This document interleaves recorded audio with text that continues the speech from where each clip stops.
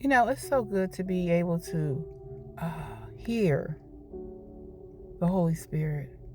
It's so good to be able to have a spirit to be able to discern who is who.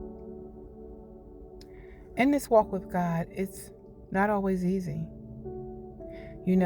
Especially when you are striving to be what God has called you to be in these last and evil days.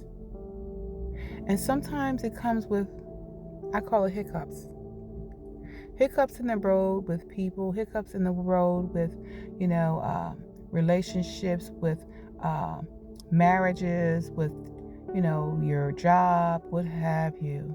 A lot of different hiccups that come along the way.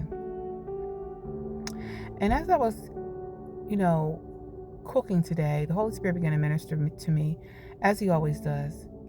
And he said, in the midst of life, when we're going through these different changes with people, and at the same time we're learning who God is and building a relationship with God, the combination of all that together, a lot of times the Lord was letting me know that people will seem as though they're for you. And that's why it's important for us to have a true spirit of discernment. And he began to minister to me about a lot of people right now are doing things with the wrong motive. If they have a family member, a grandmother, a mother that's sickly, father that's sickly, and all of a sudden they want to do this, they want to do that. Thinking about a lot of times that life insurance policy. What can they get out of it? He was letting me know a lot of people are just waiting for people to pass on, to die, so that they can get a hold of that money. But is it really worth it when you think about it?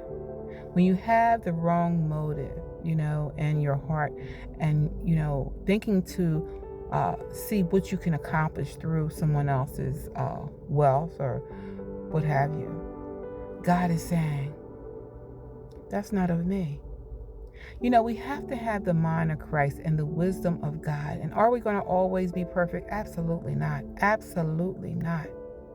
But should we be striving for perfection in that area? Yes. It's not good enough to say that we love God and, our desire is to please God, but then we go through life and do things that is not pleasing to God. Consistency. Consistently meaning going into the same old thing over and over again, meaning, Lord, forgive me, going back to do it again. Lord, forgive me, going back to do it again. Lord, forgive me, going back to. After a while, it's just, you're just sinning just to sin. And you don't want complete deliverance. You say, oh no, I want deliverance. I want deliverance. I want deliverance in this area. I want deliverance in that area. But it's just so hard. Life is hard. Everything that we deal with in this life can be hard. But when we put our total trust in God, he's the source. He's the answer. And when we have a heart that is pure, as David said, create in me a clean heart and renew the right spirit, then we're not going to be out here trying to do things to see how it can build up your bank account. Not really caring about the person, halfway doing this and doing that, putting people, family members, mother, father, whoever, in the nursing homes, husbands in nursing homes, wives in nursing homes, and you're out here doing your own thing and barely going to see that person because your motive is, come on, hurry up. I need you to get out of here. I need you to go ahead and pass on so I can get this money. God is saying, my wrath is coming. My wrath is coming. You may enjoy the money for a little while, but if your motive is not right, truly not right.